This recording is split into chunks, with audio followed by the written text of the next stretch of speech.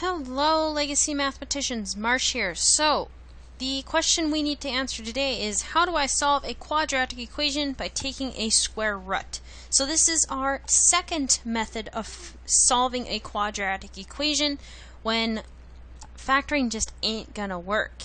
So, first things first, you're definitely going to want to have down the perfect squares if you do not have them already, and start to memorize them pretty much.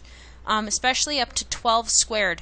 That's where I would want you to maybe get to, just because that way when we're doing these problems you do not have to be as calculator reliant as you are right now.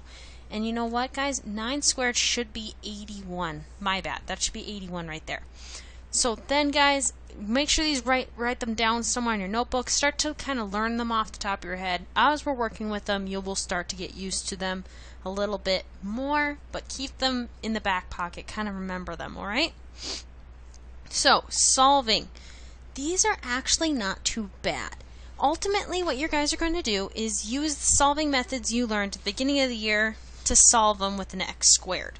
So very first thing is you guys are going to want to get x squared alone. You're going to want to simplify so x squared is alone. So I have 3x squared equals 75. So how am I going to get x squared alone?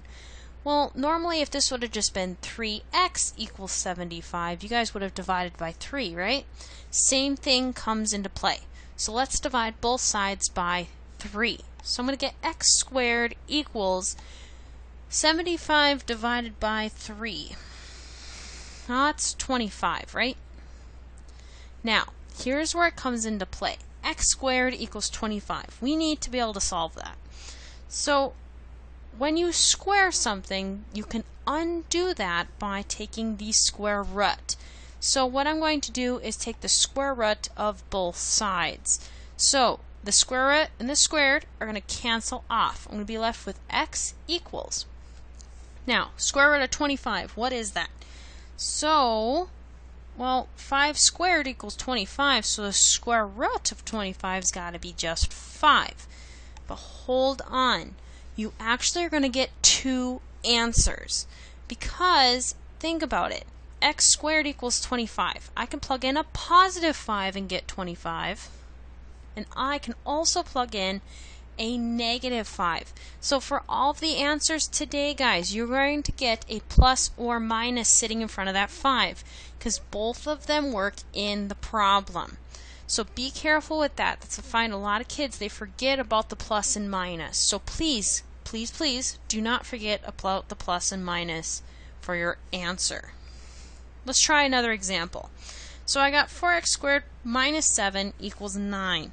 So very first things, guys, let's get this negative 7 to the other side. Let's add 7. So I get 4x squared equals 9 plus 7, which is 16, isn't it?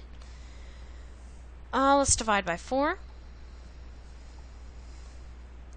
Get the 4 out of the way. So I'm going to get x squared equals 16 divided by 4, which is just 4. Then it looks like we need to square root both sides to get the x alone, not just be x squared.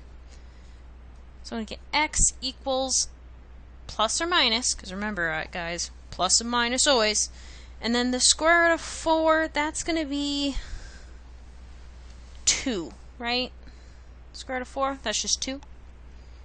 So x equals plus or minus 2. Now, what you could do, if you want to make sure you're getting them right, you could plug in a positive 2 for x and a negative 2 for x.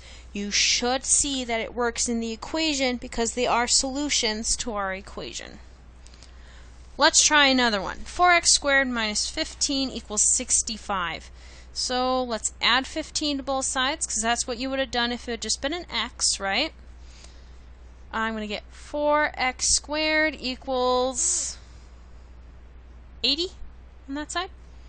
Divide by 4. And I'm going to get like 20, right? 80 divided by 4, 20. Take the square root of both sides. X equals, now you're probably saying, Marsh, 20 is not on the perfect square list. And you're very right, 20 is not, but there still is a value for the square root of 20. So on the calculator, you're going to want to find your square root button. If you do not know where that is, talk to me when we're in class. I will show you where the square root button is on the calculator. So what I did is I pushed the square root of 20 and I got approximately 4.47. I rounded a little bit. And then remember guys, you still get a plus or minus because you took the square root of a number. So my answer will be plus or minus 4.47. And the final problem. X squared plus 4 equals 0. So let's subtract 4 from both sides. X squared equals negative 4. Let's square root both sides. So I'm going to get x equals, let me do that on my calculator quick. The square root of negative 4. Error. Can't square root a negative number. That is the truth. You can only have 0 and above under a square root. No negative numbers allowed under a square root. So, actually guys, there's no answer to this problem. There is no real answer.